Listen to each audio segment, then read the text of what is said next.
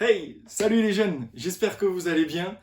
Alors le 11 novembre, je ne sais pas si vous étiez au courant, mais il y avait un webinaire qui était organisé par Tout pour sa gloire, dans lequel ils se sont lancés le défi de faire un survol de tout le livre de l'Apocalypse, et cela en 1 heure. Et Mathieu Giralt a interviewé un pasteur toulousain qui s'appelle Jonathan Spencer, et c'est un moment que j'ai particulièrement apprécié, et j'ai aussi appris énormément de choses. Et une des choses que j'ai apprises, c'est celle que je vais vous partager aujourd'hui à travers cette vidéo, et elle se trouve dans, comme vous l'aurez pu deviner, dans Apocalypse chapitre 21 et 22. Et j'aimerais vous lire un texte magnifique du coup qui se trouve dans Apocalypse chapitre 21 du verset 1 au verset 5.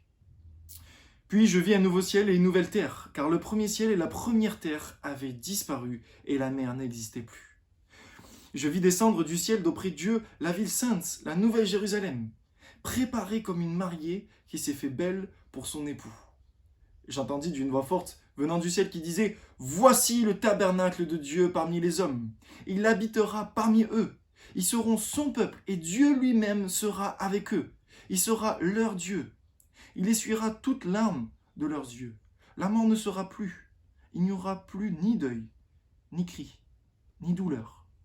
Car ce qui existait avant a disparu. » Ce qui était assis sur le trône dit « Voici que je fais toutes choses nouvelles. » Il ajouta « Écris cela, car ces paroles sont dignes de confiance et vraies. » Je ne sais pas si vous vous rendez compte, mais dans ce passage, nous avons vraiment une description de ce qu'on appelle le paradis. Et je ne sais pas vous, mais c'est un texte qui m'émerveille vraiment à chaque fois que je le lis. Nous habiterons avec le tabernacle de Dieu, ce même tabernacle où aucun homme ne pouvait rentrer à cause de son péché dans l'Ancien Testament.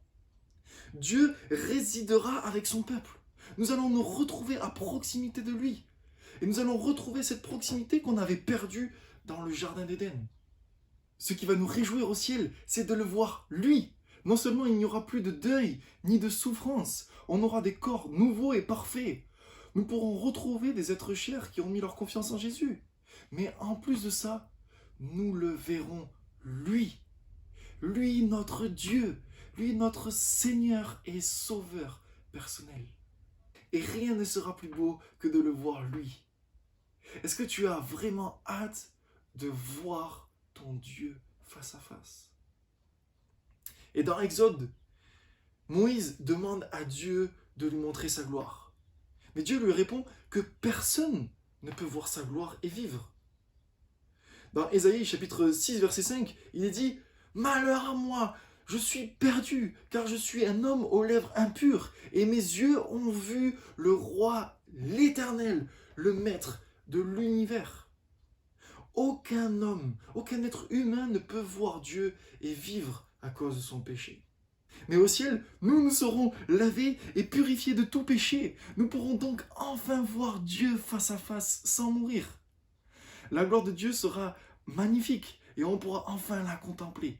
Nous passerons l'éternité à l'adorer, car nous comprendrons vraiment pleinement qui il est et ce qu'il a fait pour nous. Peut-être que tu es comme moi, tout excité de voir ce qui va nous arriver au ciel, mais tu ne vois peut-être pas ce que ça peut changer vraiment pour ta vie aujourd'hui.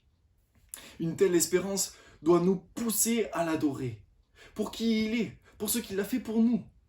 Et nous allons essayer de le faire le dimanche 6 décembre en tant que groupe de jeunes. Nous allons essayer d'amener toute l'assemblée à le louer pour qui il est. Mais ça devrait nous pousser aussi à le connaître. Pendant les temps de fiançailles, les amoureux cherchent à se connaître davantage. Et l'Église, c'est la fiancée de Christ.